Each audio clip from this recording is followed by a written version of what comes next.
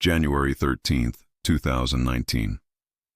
At 9:00 a.m. Eastern Time, Procter & Gamble pushed a button, expecting to launch a marketing campaign. Instead, they triggered a detonation.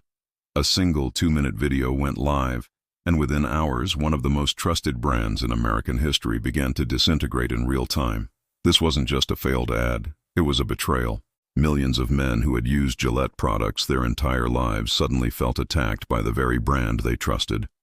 The internet erupted in a firestorm of fury, creating the blueprint for the modern consumer revolt and costing a corporate giant billions. This is the anatomy of a brand's death.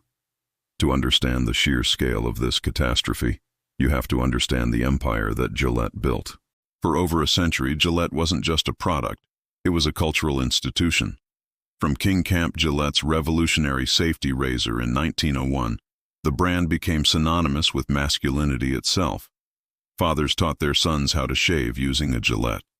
It was a rite of passage, a tradition passed down through generations.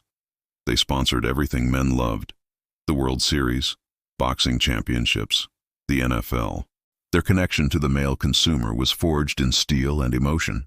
By the 2000s, they commanded over 70% of the global razor market. When Procter & Gamble bought them for $57 billion in 2005, it was seen as an invincible acquisition. Their entire empire was built on 3 simple words, a slogan that debuted during the 1989 Super Bowl and became one of the most powerful in advertising history: the best a man can get. This wasn't just marketing, it was a promise. It promised excellence, aspiration, and quality. It justified the premium price and created immeasurable brand loyalty. For 30 years, that promise was the foundation of their multi-billion-dollar empire. Then, in 2019, they decided to burn that foundation to the ground.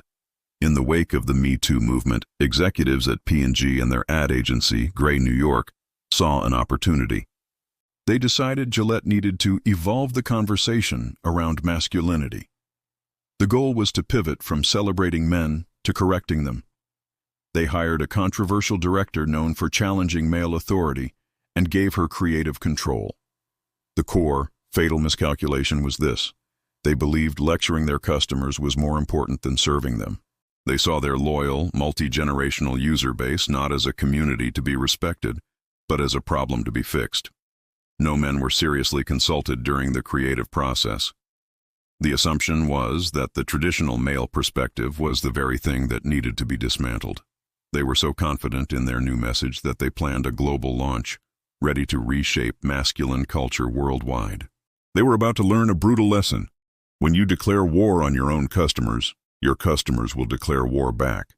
The "We Believe" ad shattered records, becoming the most disliked advertisement in YouTube history. Within 24 hours, it had amassed over 400,000 dislikes.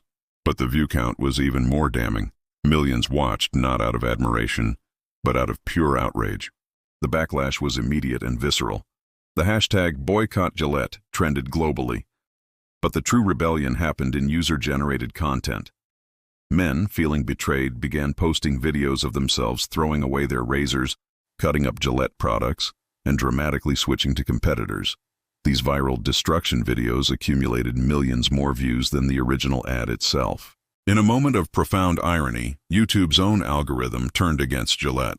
It recognized the original ad as unpopular and began suppressing it, while simultaneously promoting the thousands of critical response videos that tore it apart. Every search for Gillette led to a tidal wave of negative commentary. The brand had been placed in a digital guillotine, and the entire world was watching. While the internet burned, cash registers in the real world went cold. Sales fell off a cliff. For the first time in decades, competitors who had spent billions trying to dent Gillette's market share suddenly found customers stampeding to their doors. Dollar Shave Club and Harry's saw their subscription numbers explode. Even legacy competitor Schick experienced its best sales growth in years. The damage was catastrophic.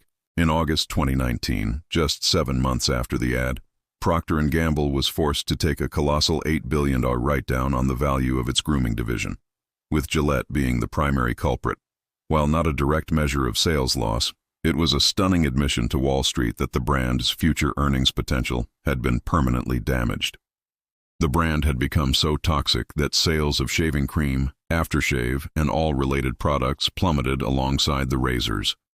The promise of being the best a man can get was officially broken. As the financial carnage mounted, the business world waited for an apology, a course correction, an admission of error. Instead, they got one of the most infamous statements in modern corporate history.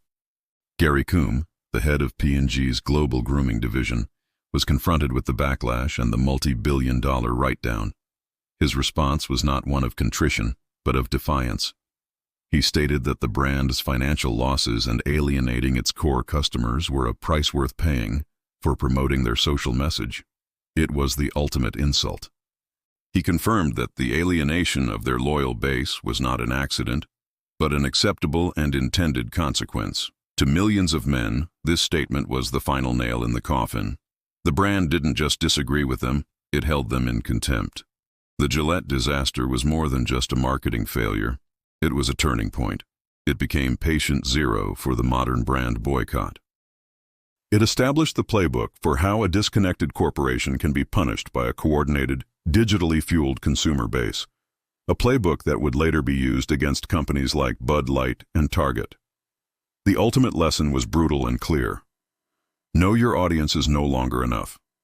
The new rule is respect your audience, because technology has given them the power to destroy a century of brand loyalty in a single weekend. What do you think was Gillette's single biggest mistake? Let us know your thoughts in the comments below. If you enjoyed this autopsy of a corporate disaster, hit that like button and subscribe for more.